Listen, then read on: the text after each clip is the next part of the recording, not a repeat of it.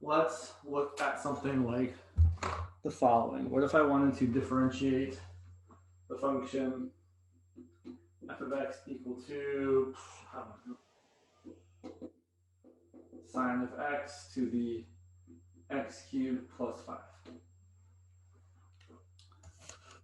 So I should say, I know I need to use logarithmic differentiation when I have both a base and an exponent that has a variable. My base has a variable, x, my exponent has a variable, x. So that means I need to use logarithmic differentiation. So I'm going to start by writing as y equal to sine of x to the x cubed plus 5. Not because y is any really different than that f of x, it's just easier to write y than it is f of x. I'm going to take the natural log of both sides. So then, so we take natural log of y equal to natural log of the other side. And the whole reason for taking the natural log of both sides is so we can get that variable out of the exponent. So we're going to rewrite this as the natural log of y equal to x cubed plus 5 times the natural log of sine of x. And then we can take the derivative of both sides. When you're doing this process, the left side, when you take the derivative of the natural log of y, we have to remember y is a function of x. And so when we take, right, and so we're not writing that, right? We're not writing natural log of sine of x to x equals 5, but it is implied that y is a function of x. So when we take the derivative of this part, we have to take it implicitly, meaning the derivative of the natural log of y is going to be 1 over y, or 1 over the stuff, times y prime, or times the derivative of the stuff. On the right-hand side, almost always, we're going to end up having to use the product rule, because you're almost always going to have this function of x that you brought down times the natural log of this other function of x. So you've got the function of x times the function of x, which means product rule. So we're going to take the derivative of the first part, which is 3x squared, times the second part, natural log of sine of x, plus, then we leave this part alone, x cubed plus 5, times the derivative of the natural log of sine. And the derivative of the natural log of sine is 1 over sine of x, times the derivative of sine of x, which is cosine of x. Finally, there's 2 more steps to do, although really I usually do just 1. We're going to multiply both sides by y. So we're going to get y prime equal to y times all of that. I really don't want to write it again, but I will. And one thing I would do when I was doing this is I would simplify this 1 over sine times cosine as cosine over sine, which is cotangent. So I would write this part as plus x cubed plus 5 times cotangent of x. And the last step is to replace y with the function of x it's actually equal to. So we really get that y prime is equal to sine of x to the x cubed plus 5 times all of that. 3x squared natural log of sine of x plus x cubed plus 5 times cotangent of x. And that's the process of logarithmic differentiation. But someone asked about question number 36 in section 3.5, which looks a little bit more complicated, which is fine. So here's question 36. Yeah. So we're looking at y equal to 2 to the third to the x to the second. And I should point out that they didn't write any parentheses, which is fine. But that means we have to be kind of extra careful. So I should ask you guys. I should ask myself. So 3 to the 3 to the 3. Is that equal to 3 to the 27th power? Or is that equal to 27 to the third power? Or are those the same? They're definitely not the same. 3 to the 27th is way bigger. So which is it? 3 to the 27th? It is 3 to the 27th. So when you have repeated exponentiation like this, you always kind of have to, basically you have to put parentheses like this. So if there aren't parentheses, that is the implied parenthesis. So it's definitely not this. So here I'm really kind of seeing this as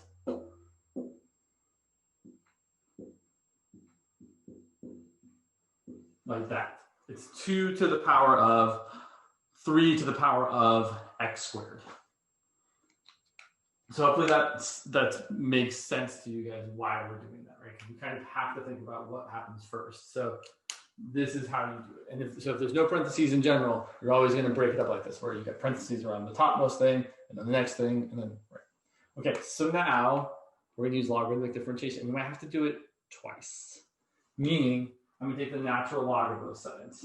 The natural log of y equals the natural log of 2 to the 3 to the x squared. Ugh, so many parentheses. And then we're going to bring that 3 to the x squared down. So the natural log of y equal to 3 to the x squared times the natural log of 2. And I guess, so here actually, so I think we can actually save ourselves from having to take another natural log of both sides. You could take the natural log of both sides to bring down the x squared, but we know how to take the derivative of a non-variable base to a power. Right? I'll remind everybody that the derivative of 3 to the x squared, derivative of 3 to the stuff is going to be 3 to the stuff times the derivative of the stuff. And since our base isn't e, we also have to take the derivative, multiply by the natural log of your base. So that's the derivative of 3 to the x squared. It is 3 to the x squared times 2x times natural log of 3.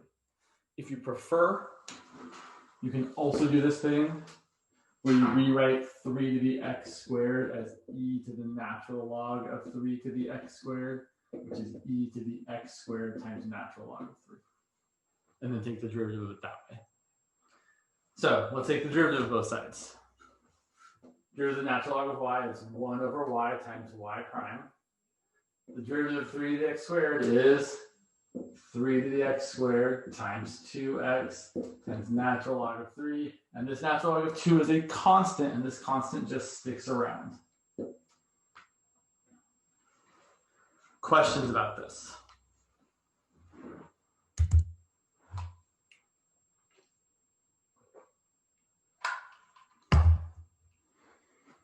Okay, the last part is to multiply by y and then replace y with what it's equal to. So we're going to get not enough room. So I've got y prime equal to y times all of this. 3 to the x squared times 2x times natural log of 3 times natural log of 2. And then finally replace y with what it's equal to so that y prime is kind of crazy looking. It's 2 to the 3 to the x squared times 3 to the x squared times 2x times natural log of 3 times natural log of 2. That's terrible, but it's fine. I mean, it's not that terrible. I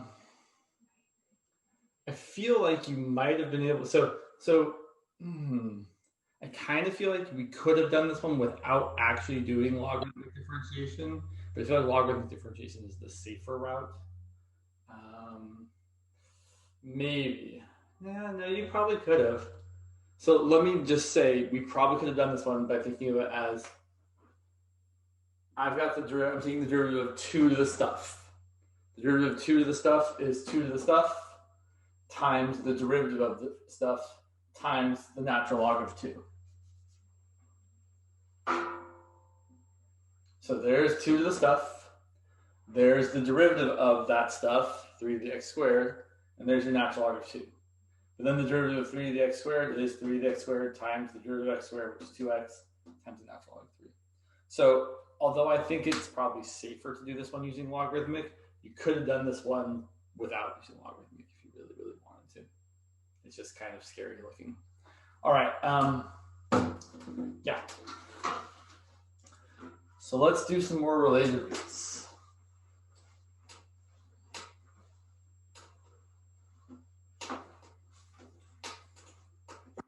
And let's look at some examples. I've got a couple examples, and then I know there's some examples from your various teachers that are more biological in nature, but let's kind of, whether your examples are biological or geometric, the process is still going to be the same, meaning you're going to do the 4 things we talked about last class. So let's look at this example.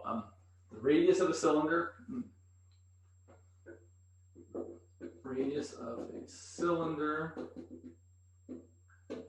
is increasing at 2 feet per hour. Oh, sorry, 3 feet per hour.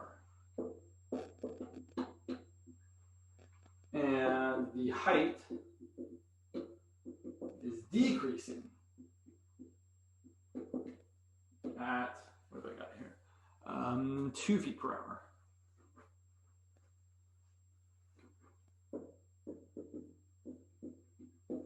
I want to know how fast is the volume of the cylinder changing?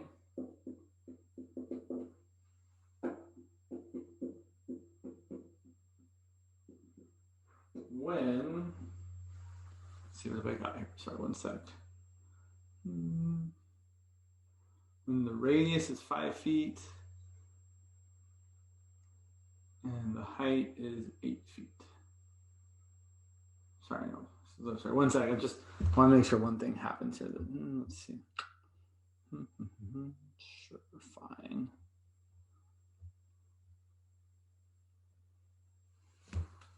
When the radius is 10 feet and the height is 3 feet.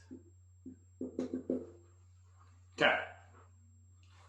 So we know some things are changing. And actually, before we even talk about that, I usually draw a picture. So here's a cylinder.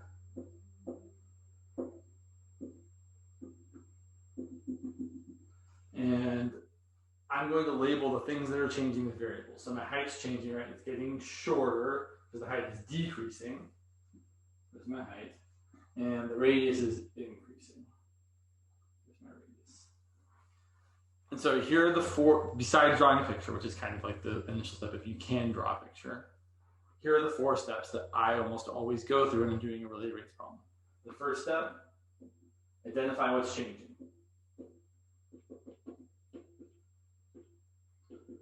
And what I really mean by this is identify the things they've told you are changing and the thing that they want to know how it's changing. So in this problem, they've told us how the radius is changing, they've told us how the height is changing, and they're asking how the volume is changing. So I know that dr dt, the rate of change of the radius, is 3 feet per hour. I know that dh dt, the rate of change of the height, is negative 2 feet per hour because it's decreasing. So when something is getting smaller, its rate of change is negative. And then I know that the volume is changing. Well, actually, I don't know how the volume is changing. That's what I want to know. So I'm trying to figure out what the rate of change of volume is. Okay. After we've identified the things that are changing, our job is to find an equation that relates those things.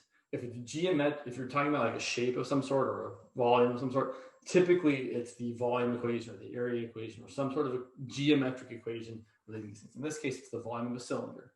And the volume of a cylinder is pi r squared h. And then we're going to differentiate those things. So you could write this like this. You could also, if you prefer, remind yourself that all of these things are functions of time, right? As time goes on, the volume and the radius and the height all change, and their change depends on how much time has elapsed. So you could, if you prefer, write this as v of t equal to pi times r of t squared times h of t. And now we're going to take the derivative of both sides. And we take the derivative using the chain rule and also the product rule in this case. So what's the derivative of v with respect to time? Well, I'm going to write dv dt. Or you could write v prime of t. Either way is fine, but it's usually more standard to write it like this. Either way, I'm taking the derivative of the function. And then on the right-hand side, I am going to have to use the product rule. So let's keep this pi out in front.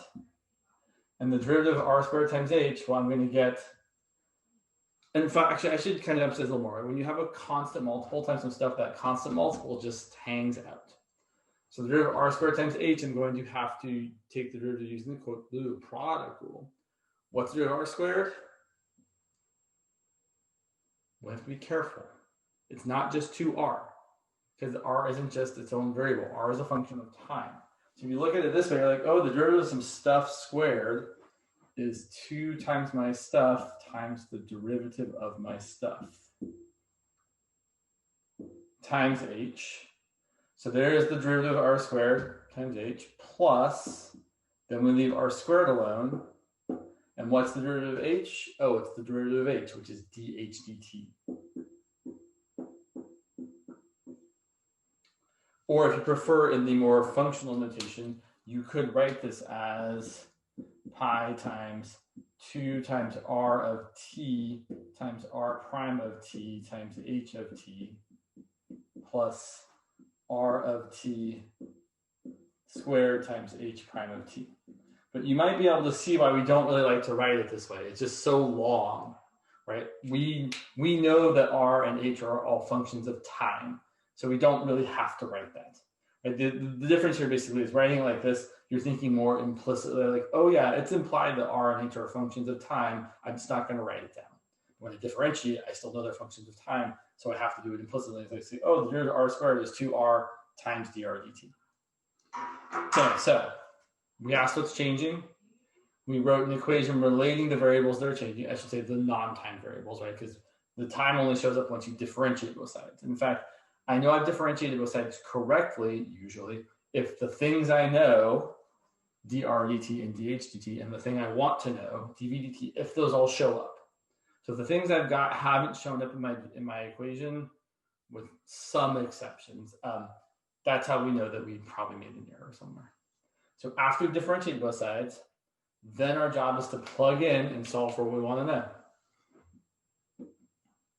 So I'm going to plug in, so the radius is 10 feet, the height is 3 feet, the rate of change of radius is 3 feet per hour, and the rate of change of height is negative 2 feet per hour. So let's plug in all the things and see what we get. So we're going to get dv dt equal to pi times 2 times r is, the radius is 10 feet, dr dt is 3 feet per hour, and h is negative 2. Sorry, h is not negative 2. dh dt is negative 2. It'd be weird to have a height that was negative 2 feet. H is positive 3. Plus r is 10, so 10 squared times h prime, and h prime is negative 2. I do want to point out, I didn't write the units because I know what the units in the end are going to be.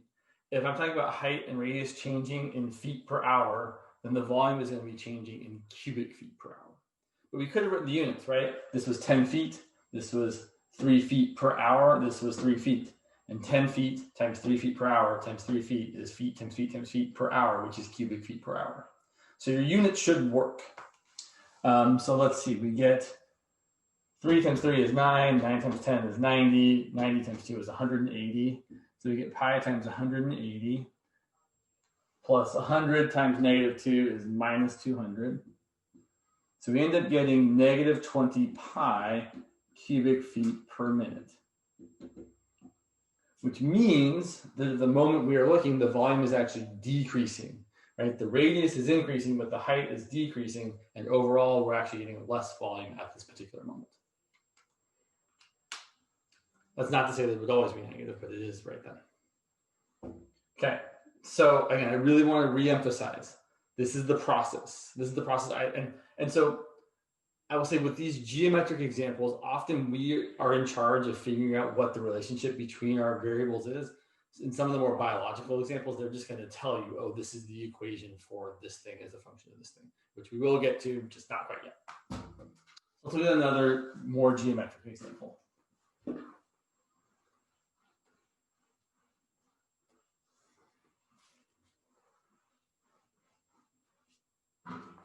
So here we are going to have a water tank in the shape of a cone. So water tank in the shape of a cone. with a radius of 4 feet. And I should be a little more careful there.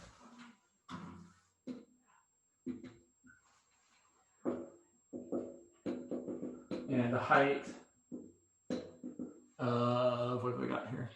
12 feet. And the question is,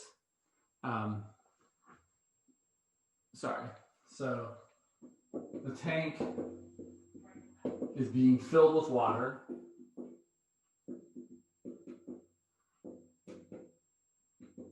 At 3 cubic feet per second.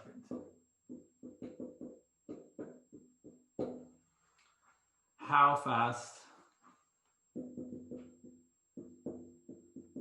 is the water level rising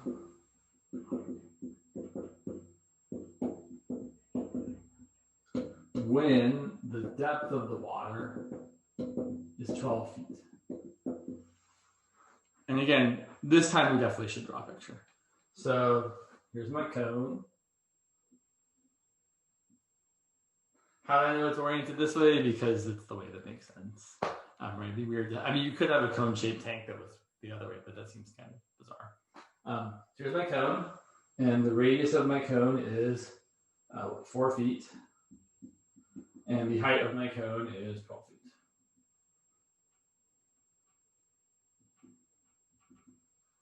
And we're filling it with water, and water level is rising. So the water level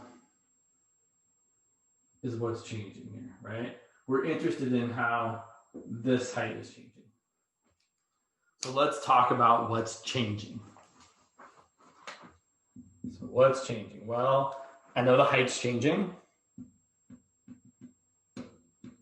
So I'm interested in knowing what dH dt is.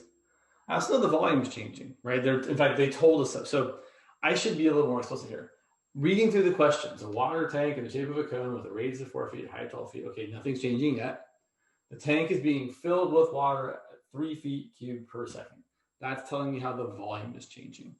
So the volume is changing at dV dt. That's how the volume changes, or that's how we express the rate of change of the volume.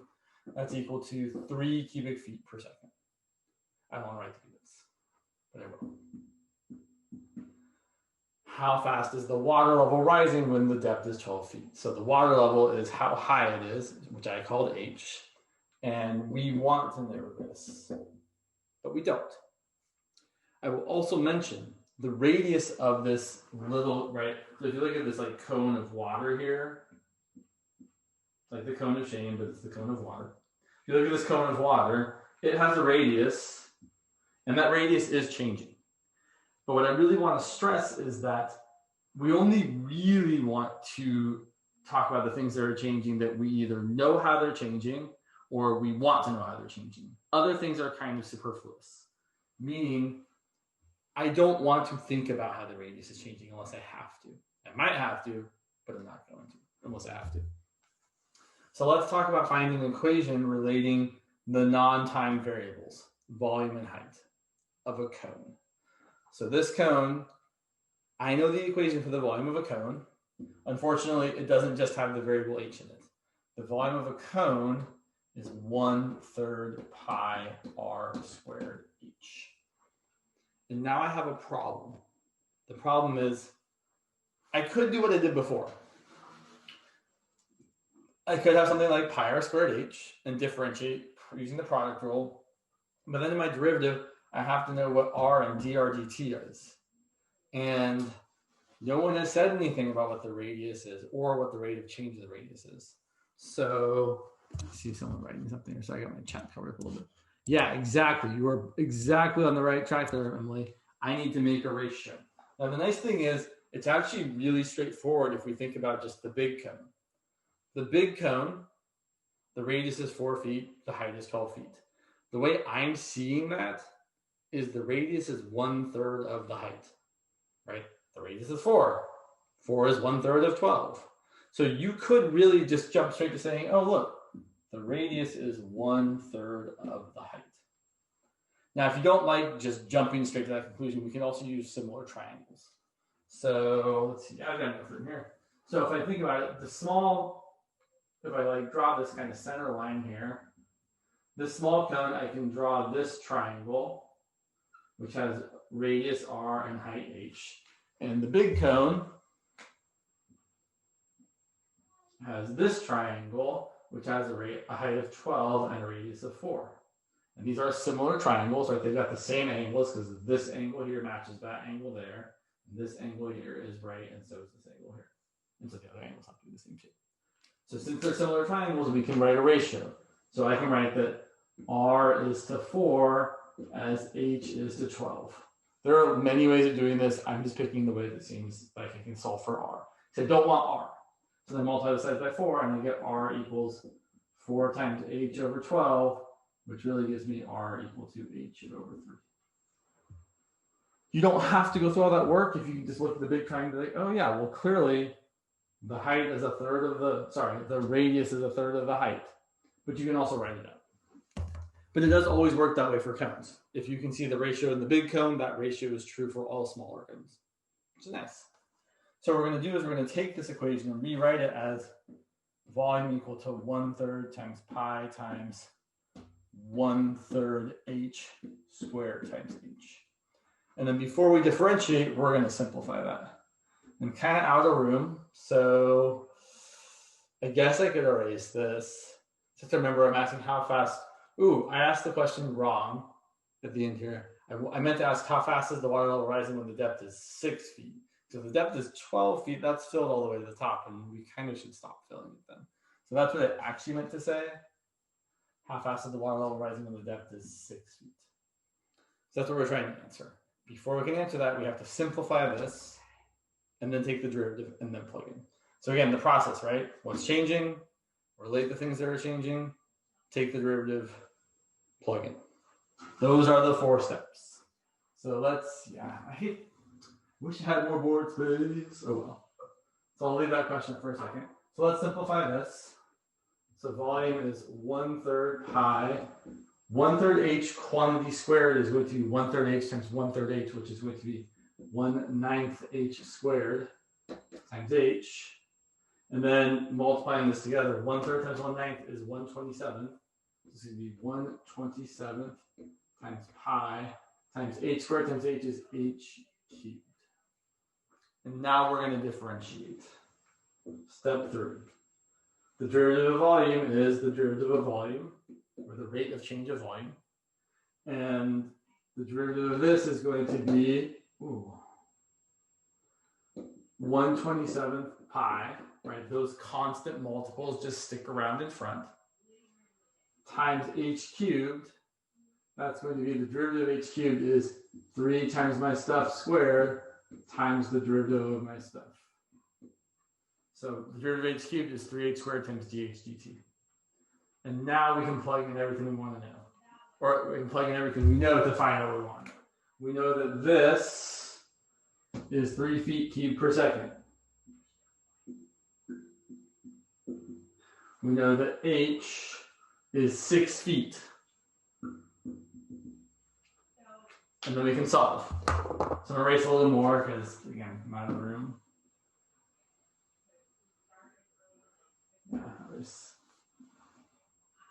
So I'm going to get, let's see, 3, right? Not dvdt, 3 cubic feet per second. And you don't have to write the units in until the very end, but sometimes it's nice to just kind of see that it's going to work out the way we think it should. Equal to, I'm going to simplify, 3 over 27 is 1 over 9 times pi. So I get pi over 9 times 6 feet squared times dh dt. And then simplifying a little bit more, I get 3 cubic feet per second equal to, this is 36. 36 over 9 is 4. So I get 4 pi square feet, right, because it's feet times dh dt. Finally, I'm going to divide both sides by 4 pi feet squared and get 3 cubic feet per second divided by 4 pi square feet equal to dH dt. And canceling the units, I can cancel 2 of the feet here and 2 of the feet here. So I end up with 3 over 4 pi feet per second. Now, really, the way I would have figured out the units, I wouldn't have written in the units until the very end. And I would have said, oh, it's how a height is changing. It's how a length is changing. So that's going to be measured in feet, not square feet, because that's area, not cubic feet, because that's volume, but just feet per whatever the unit of time is, which in this case was seconds.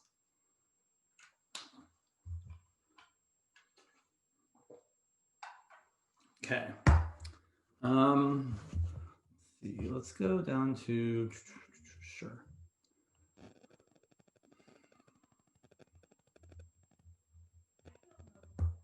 Yeah, let's look at something like this.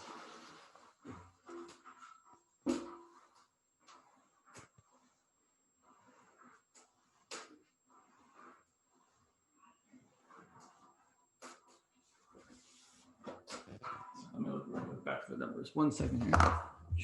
Where'd you go?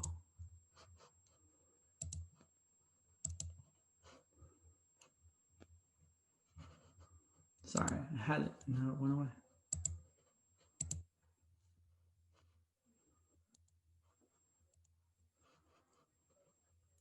Can't find the thing I was looking for. Now it's killing me.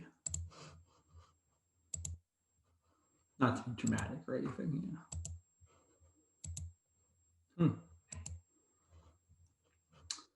Well, darn. Anyway, sorry. So let me just,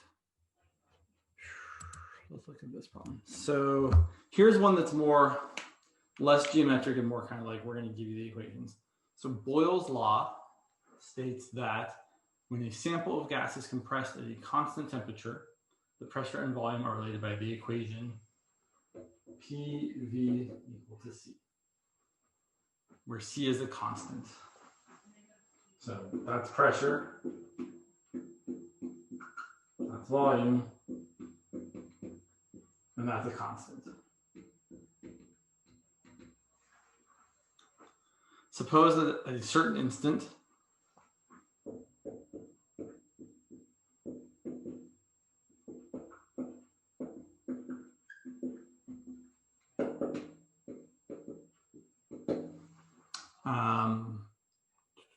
the pressure is 150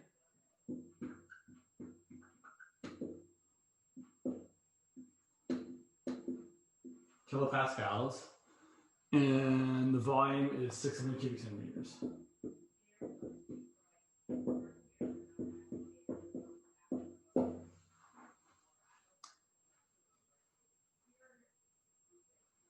And the volume is decreasing,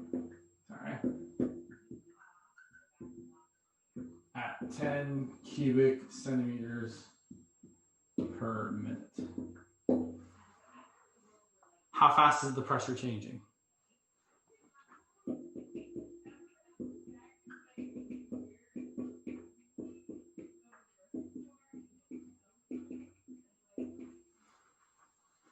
So again, I'm going to go through my usual setup.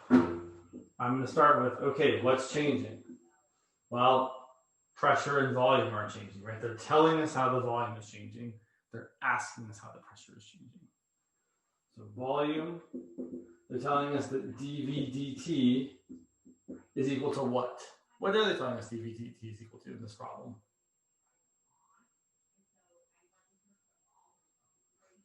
Uh, 10 centimeters squared per minute. Centimeters cubed. But yes. Oh, cubed. Sorry. I Yeah. see that. Well, so that is mostly right, except there's a yes, thank you. There's a key word, and that is it is decreasing, which means we should say that it's negative 10 cubic centimeters per minute. And then they're asking us how the pressure is changing, which I'm going to write as dP dt.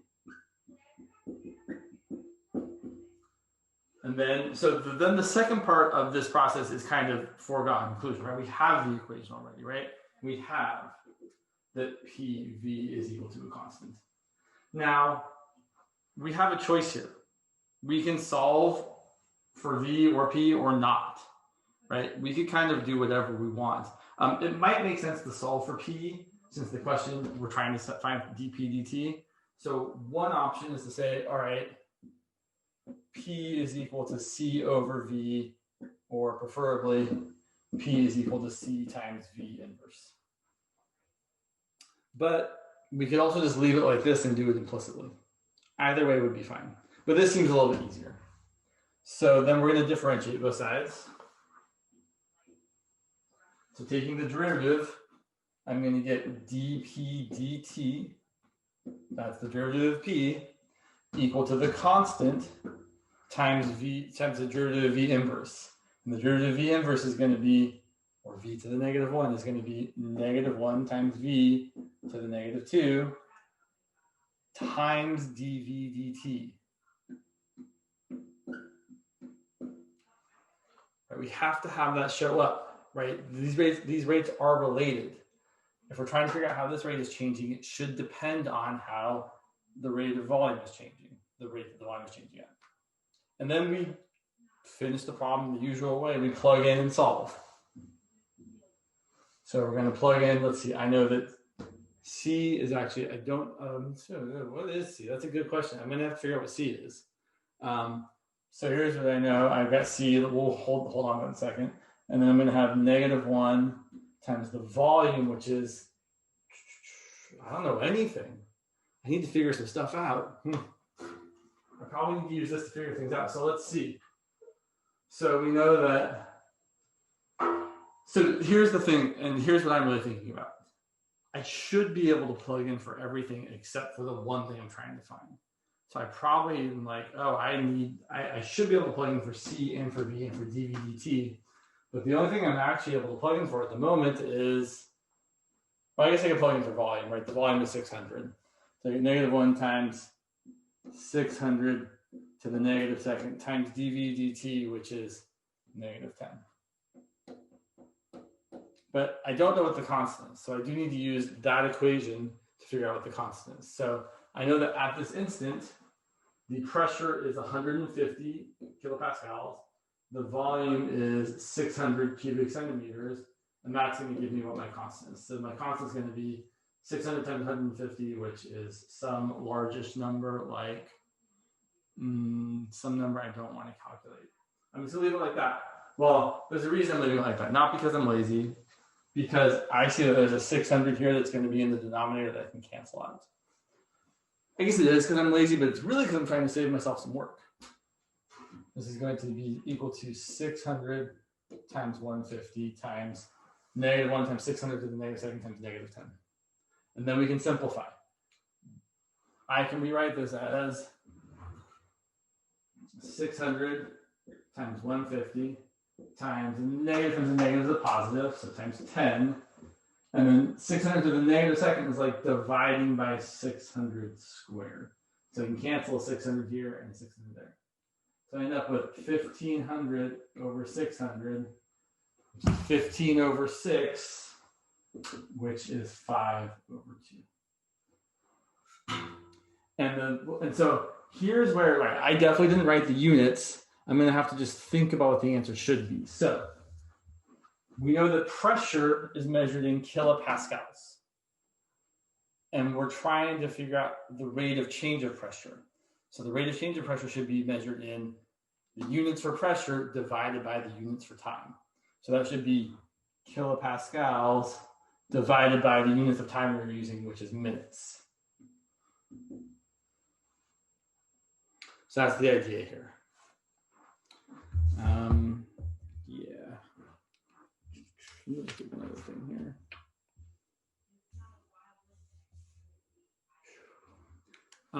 Let me do one thing. Yeah.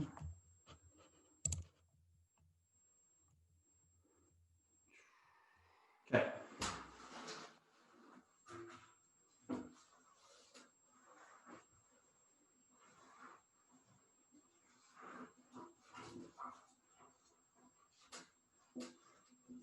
So I'm going to give you guys an implicit problem to work on because I think that's good practice. I really need to use the restroom, but let me give you a problem to work on first. So I want you to find the derivative of the following. Of well, I really should say find, because it doesn't really make sense to say the derivative of an equation. So find dy dx for the equation. Let's say x cubed y squared equal to, let's not make it super crazy, x to the fifth minus y to the sixth. So go ahead and find the derivative of that while I use the rest of my I'll be right back.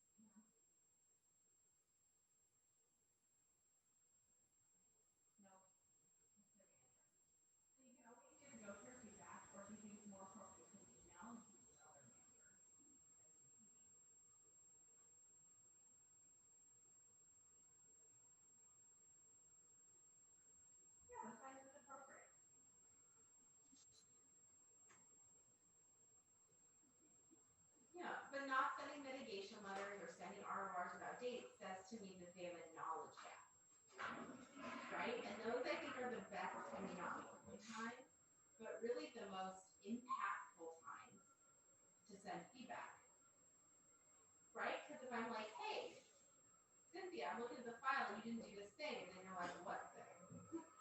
Then it's a lot more impactful, right? Than like, hey, did you know that thing?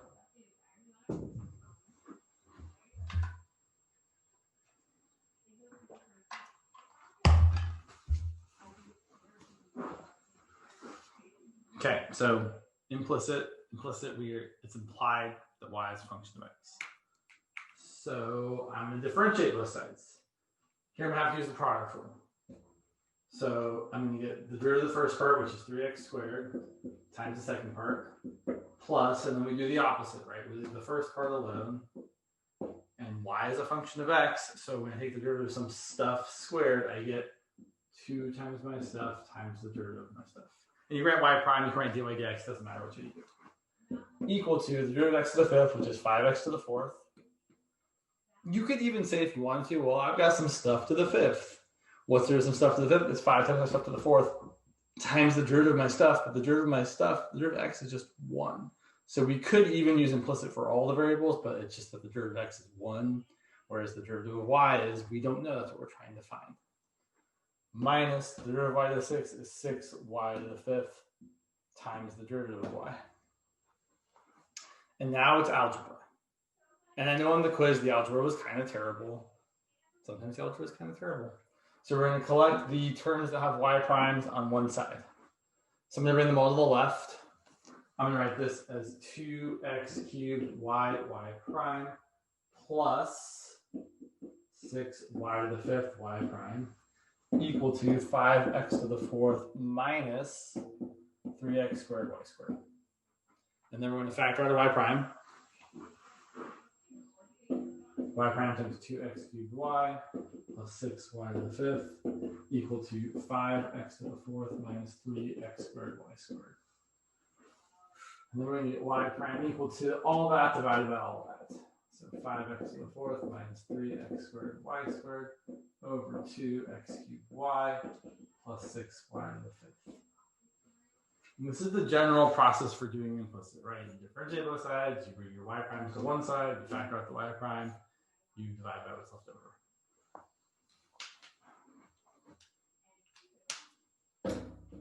And just remember, there was a question, I know what it was. I'm going to look over here. So there's a question that someone had about Didell's midterm, which I'm assuming you've taken by now, right? Like I'm not answering a test question that you guys have already, like that you're still working on, right? Didell's midterm has happened. Yeah, it already happened. Okay. I mean, I figured, but it just seemed like it would be worth being extra cautious, just in case. I didn't really think someone would ask me to do a test question for them, but it has happened in the past, so I thought I should just be careful. So someone had a question about question 3, which I think is a good question for everybody, not just for Didell. So here is the situation. We're given that h of x is equal to f of x plus g of x, meaning f of x plus g of x. It's kind of funky. And we're asked to find h prime of 2, and we're given a bunch of stuff that we probably need. I'm not even going to worry about h prime of 2 just yet, or what we know. I'm just going to write, how do I find the derivative? Well, I'm going to use the chain rule, right? I'm trying to find the derivative of f of some stuff. The derivative of f of some stuff is going to be f prime of that stuff times what? What's the thing I want to say that I'm multiplying by if I'm taking f prime of some stuff? The derivative of the stuff. Perfect, exactly, right? That's always what we're trying to multiply by if we're using the chain rule. If you're doing the derivative, evaluated some stuff, you always have to multiply by the derivative of the stuff. So here it's going to be f prime of x plus g of x, right? The derivative of the stuff doesn't go in there, right? The stuff has to stay the same in there. And then we multiply by the derivative of the stuff, which is going to be 1 plus g prime of x. And we do need parentheses around it. And then we're going to try and answer the question. So the question is asking for what's h prime of 2. So h prime of 2, we're just going to plug in 2. So we're going to get f prime of 2 plus g of 2 times 1 plus g prime of 2. And then we have to use the given information. We are given that g of 2 is equal to 3. I imagine, yeah. G prime of 2 is equal to 1. And f prime of 5 is equal to something. 6. They also gave you a little red herring here. They also gave us that f of 4 is equal to 3. Which is unnecessary to do this problem. But they're trying to like throw you off there for sure. Because if you plugged in, if you plugged in 2 here, you get 2 plus g of 2. No, that'd still not be. Yeah, someone's trying to mess with you, right? Sometimes they will give you more information than you need just to kind of be like, hey, if you don't know what you're doing, you might think you need all the things.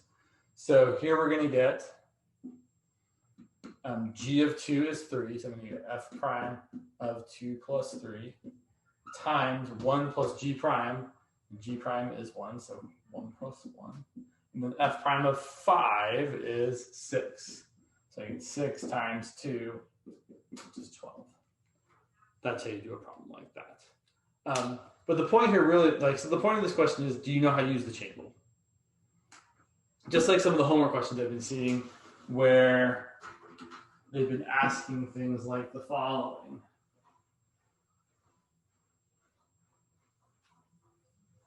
Like, what's the derivative of f of g of x over 9? Let's make it 9, sure.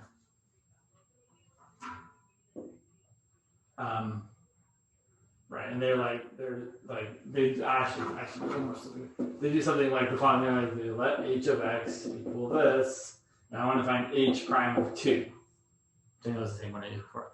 And I know that g of 2 is equal to 3, and I know that f of 3 is equal to 6. I know that f prime of 3 is equal to 1. And I know that g prime of 2, is equal to 8. Something the really thing I actually want to say about this problem is we don't have to use the quotient rule. So if someone's asking you to take the derivative of something divided by a constant, just like multiplying by a constant, dividing by a constant just kind of stays how it is. Meaning the derivative of this is really just going to be the derivative of the top divided by 9. If you want, you can think about how this is really 1/9 times f of g of x. And when you take the derivative of a constant times a function, you just get the constant times the derivative. So the derivative here is 1/9 times the derivative of f of g of x, which is just the chain rule. It's going to be f prime of g of x times g prime of x. But then if you wanted to, not because we need to, but just to kind of see the thing I'm saying, you could totally write this as f prime of g of x times g prime of x divided by 9. So you take the derivative of something divided by a constant, you get the derivative of that something divided by the same constant. Quotient rule not required. We could use the quotient rule. It would get us to the same spot, but it's just more effort than we really want to expend. So then to find h prime of 2, we're just going to plug in 2. It's going to be f prime of g of 2 times g prime of 2 divided by 9, which is going to be, let's see, g of 2 is 3. So we get f prime of 3. G prime of 2 is 8, so times 8 all over 9. And then f prime of 3 is 1, so it's 1 times 8 over 9. Which is 8 ninths.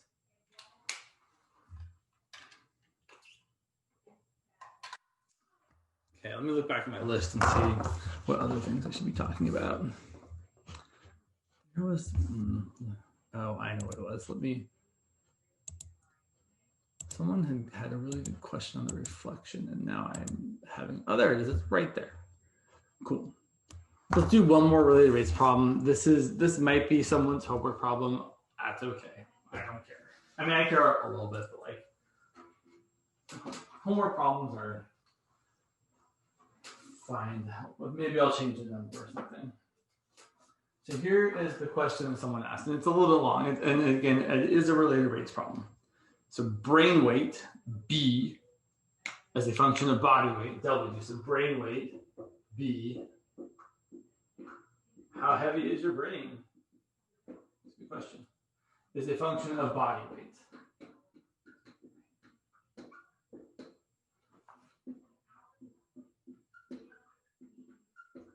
I wonder if that's true throughout your whole life. Like if you get large, like if I put on 20 pounds, would my brain get heavier? I don't know. I'm curious. Or is it like set after a certain age? I don't know. I'm not a biology guy. So anyway, oh, it's in fish. It's not in humans. Oh, how disappointing. So brain weight, I guess I won't put on that 20 pounds or the COVID-19 pounds. Okay. So brain weight as a function of body weight in fish has been modeled by the power function B equal to 0.007 times W to the 2/3 power. All right, we know this is called a power function because your variables are power. And just to kind of take it back to the beginning of the quarter, would we have to plot this on a log or a semi-log for it to be linear?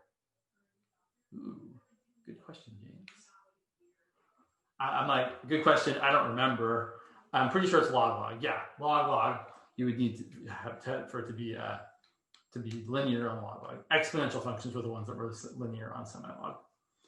Good answer, Catherine. Okay, so B and W are measured in grams. All right.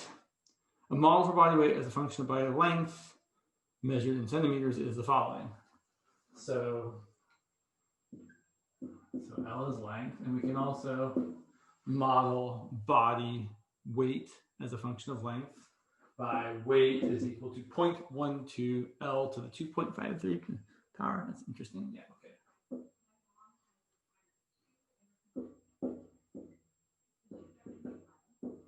Okay.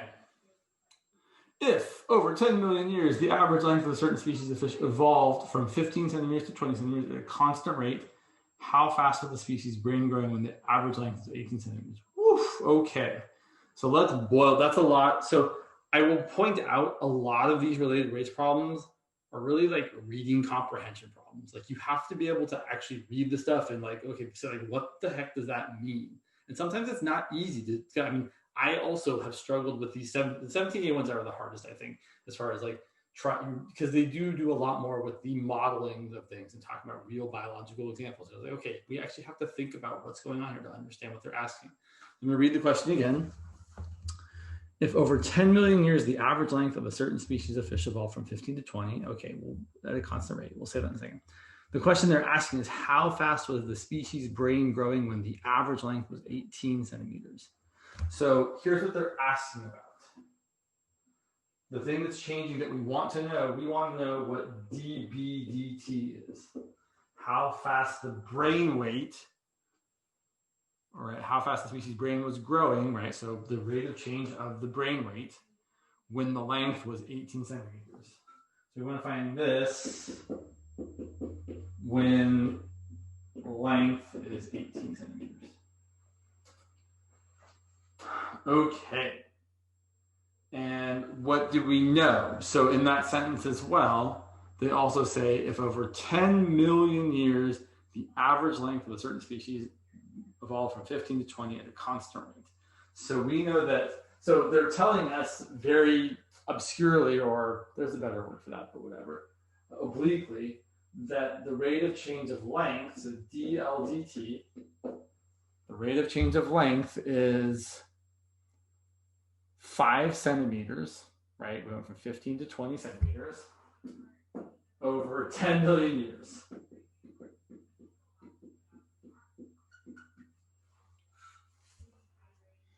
Great. That's going to be a really easy number to deal with.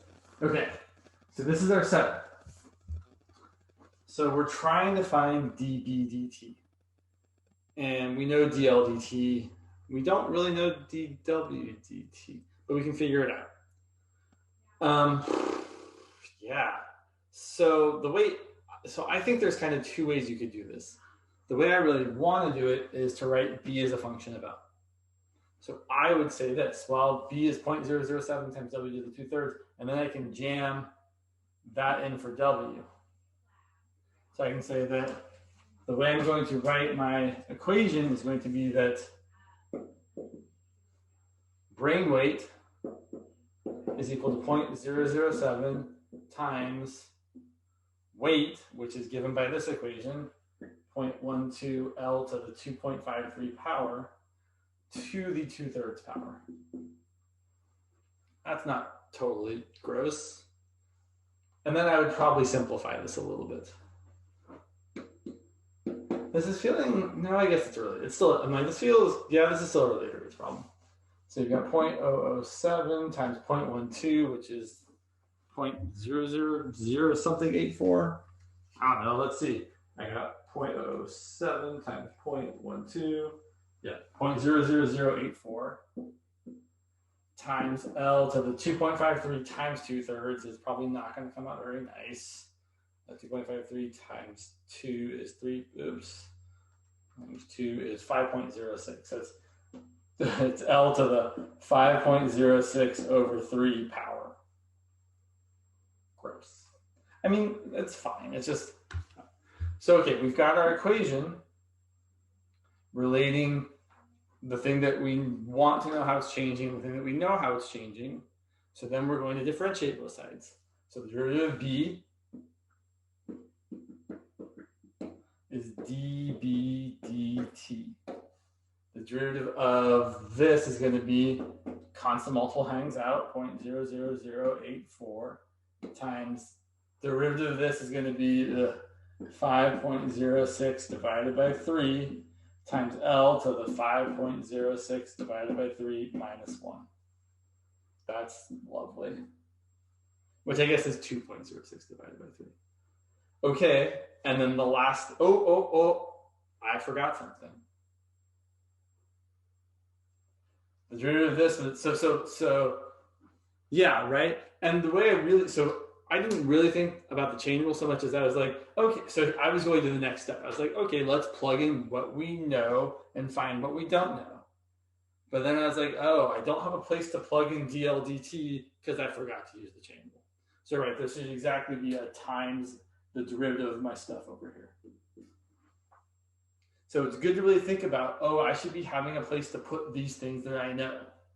So then I don't really want to finish this problem because it's gross, but I can plug in, so right, I would simplify a little bit, and I would actually say 0.0084 divided by 3 is going to be something that's not too terrible because I know that number is divisible by 3. It's 0.00028 times 5.06, is it? I would probably just, it's 0.00028 times 5.06 times L, which is going to be 18 centimeters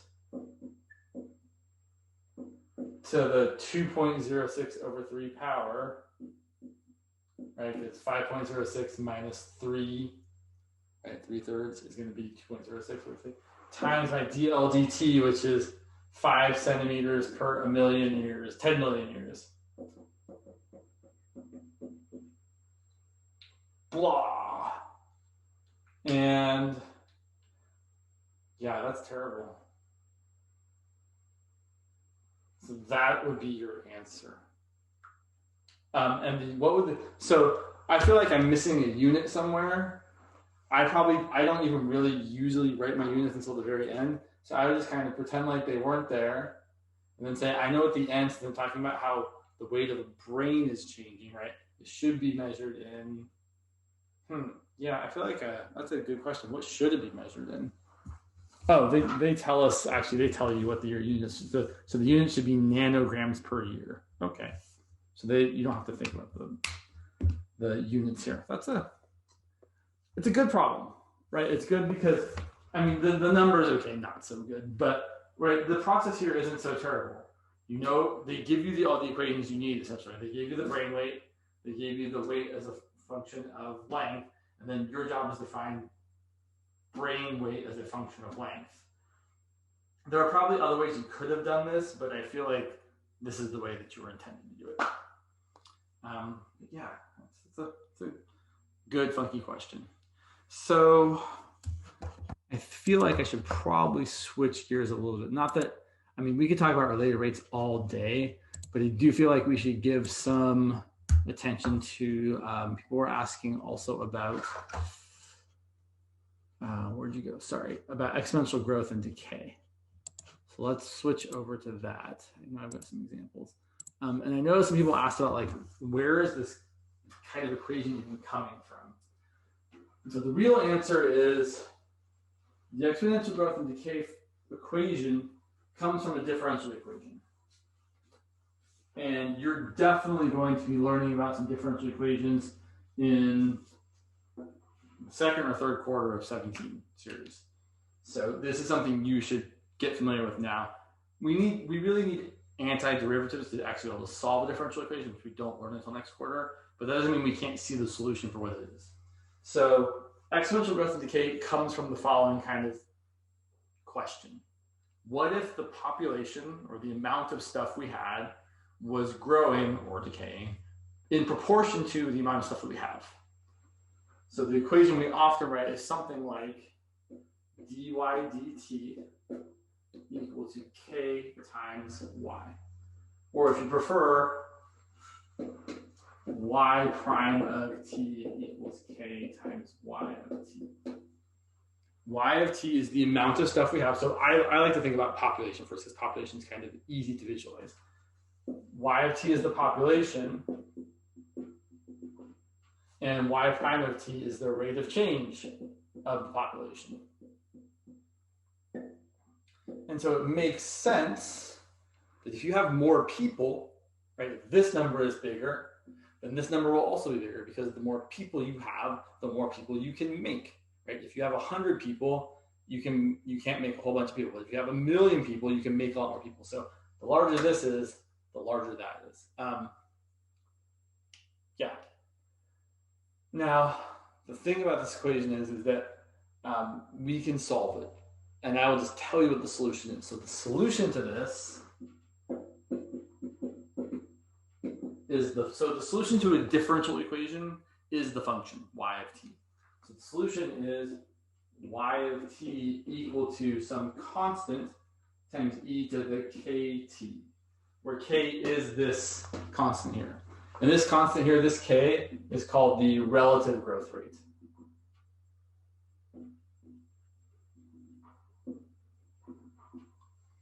And so often when people are talking about something having exponential growth or decay, they'll say the population is growing exponentially, or they'll say that the rate of growth is proportional to the population size, or the amount of stuff they have, or they will say that the relative growth rate is a constant. Those are all ways of saying the same thing, which is that you have an exponential growth situation.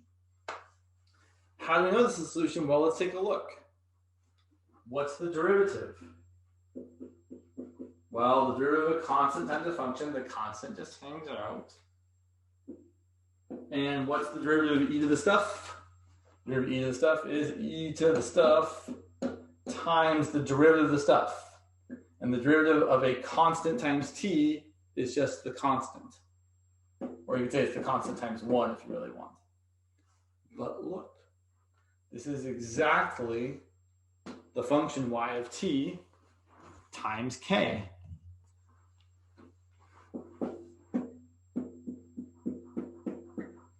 And we're getting exactly this, that y prime of t is equal to k times y of t.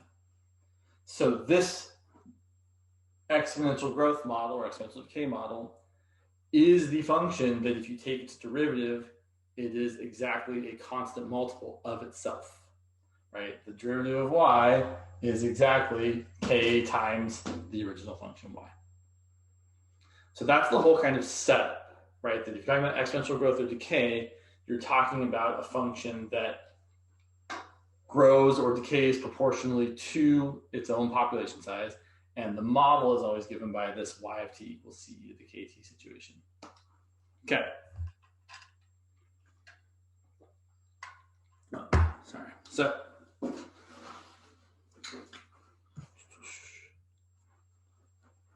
let's look at some examples.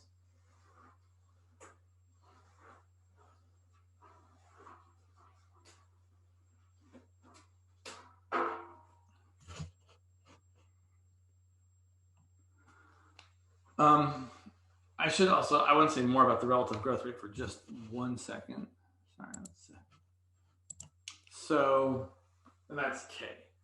So let's say, for example, we know that the rate of change of a population, I'm going to use capital P for population, is equal to 0.03 times the population size.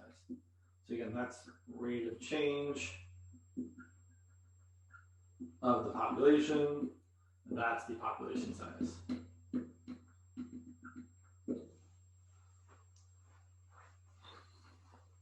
So in this case, we're saying that the rate of change of the population is 0.03 times the population size per a unit of time that we haven't specified. And so what we can do is we can actually divide both sides by p and get that 0.03 is equal to the rate of change divided by the population size. And this is called the relative or per capita growth rate. I know I said that before, but I want to say it again. So this here, this is the relative growth rate.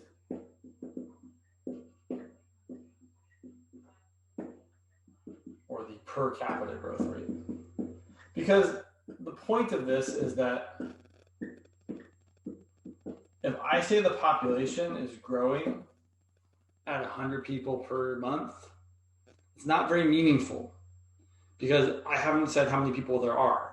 Right? Is this in a population of 10,000 people or 10 million people? Right? One of those things means a lot more than the other.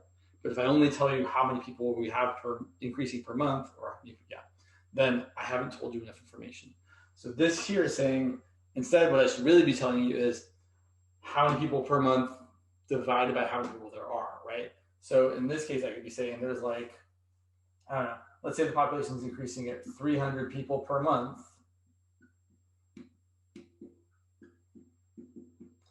Divided by, I want to make the number come out to be 0.03, divided by 10,000 people. And that would be a relative growth rate of 0.03 or 3%, right? 300 people per month is 3% of 10,000 people.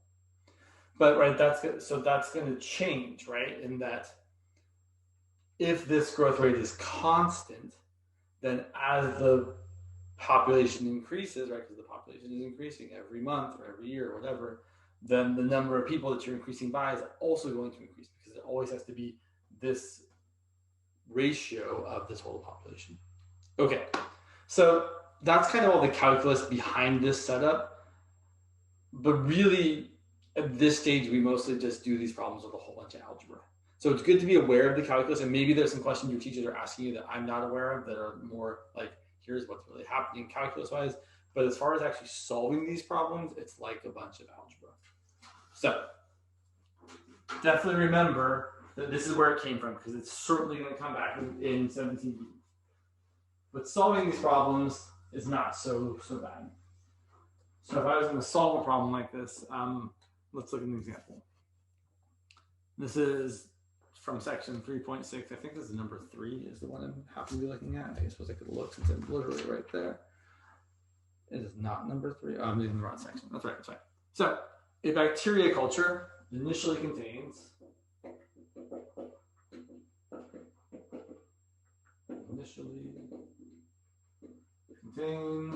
how many cells? 100 cells. That's important, but fine. 100 cells.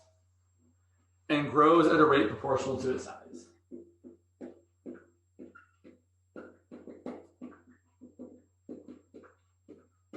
This is just the key phrase that's supposed to clue you in and say, oh, that means it's exponential growth. Right? Because it also said, and is growing exponentially. After 1 hour,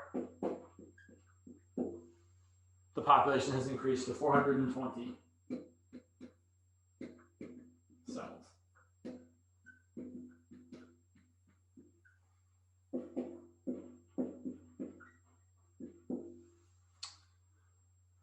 So typically, after they give you the setup, they'll ask you some questions. They'll ask you sometimes they'll say find a model, and even if they don't, you still have to. But really they'll ask you how many cells are there after 6 hours? Or what time is it when there's 10,000 cells? And those are kind of mostly the only flavors of questions we can ask. Find a model, which you have to do to answer the other ones anyway. How many cells do you have at a certain time? Or what time is it when you have a certain number of cells? Well, let's find the model. So we're going to start by writing the general equation y equals c to the kt. And I find it helpful to make a little table of my time values with the population values.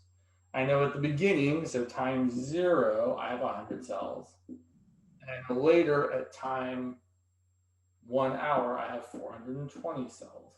That reminds me, just take a real quick picture of the participants just so I can do the attendance. Sorry, 1 second.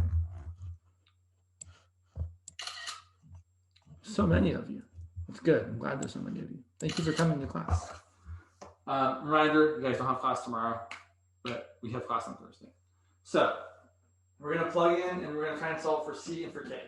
Most of the time we solve for C first, not all the time if we don't have time 0.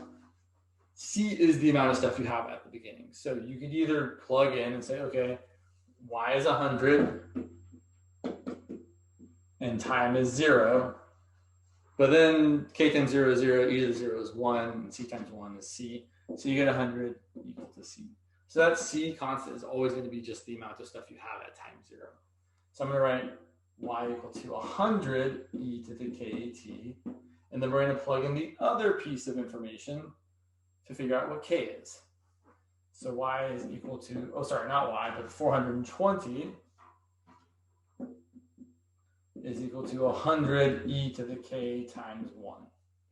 So then we're going to divide both sides by this coefficient.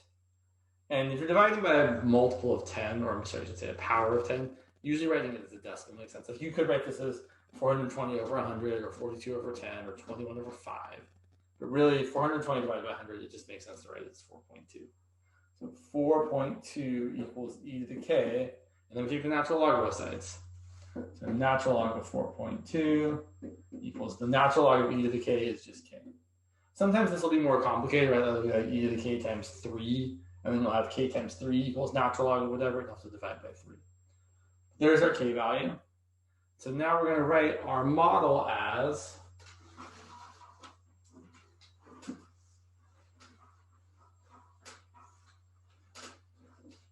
well, again, it was y equals c to the kt. So it's going to be y equal to 100 e to the k was natural log of 4.2 times t.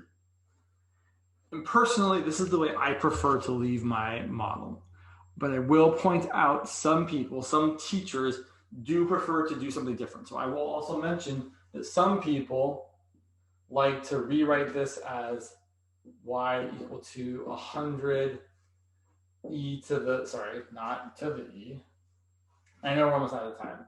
E to the, they like to rewrite this as e to the natural log of 4.2 to the tth power, and then write this as y equal to 100 times 4.2 to the t. Some teachers like to do it that way.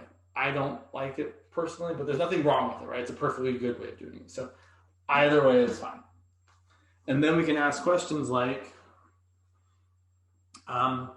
we can ask questions like, is class over yet? And it's not so good. So we can ask questions like, how many bacteria after 3 hours?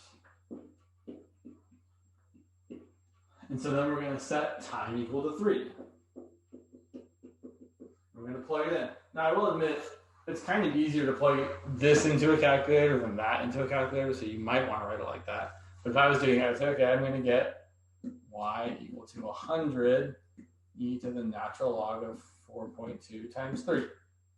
If I didn't have a calculator, I would leave it like that.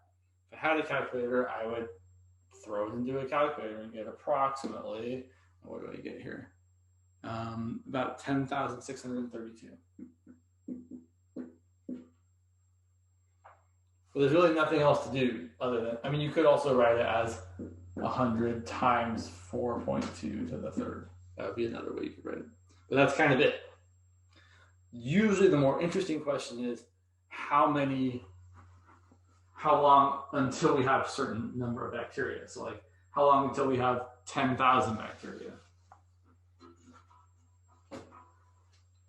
And also, I also kind of like to write these parts in my little table. So I can say like, okay, I want to know how many we have at time equals 3. So then I'm going to plug in t equals 3 and y is going to be what I solve for. But now I'm asking what time is it or how long until there's 10,000 bacteria.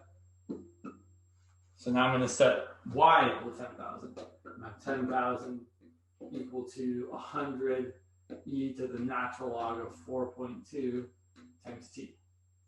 And solving for t is all like solving for k. Divide both sides by this coefficient.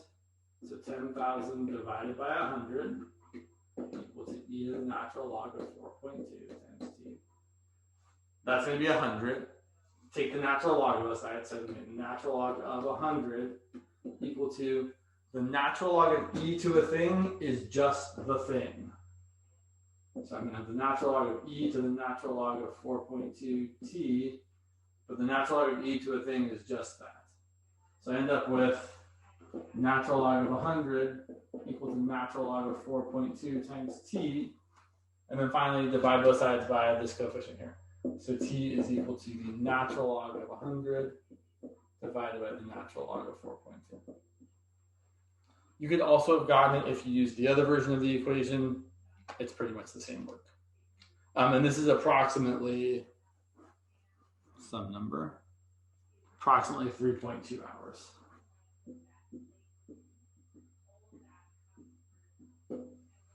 And I should stop there because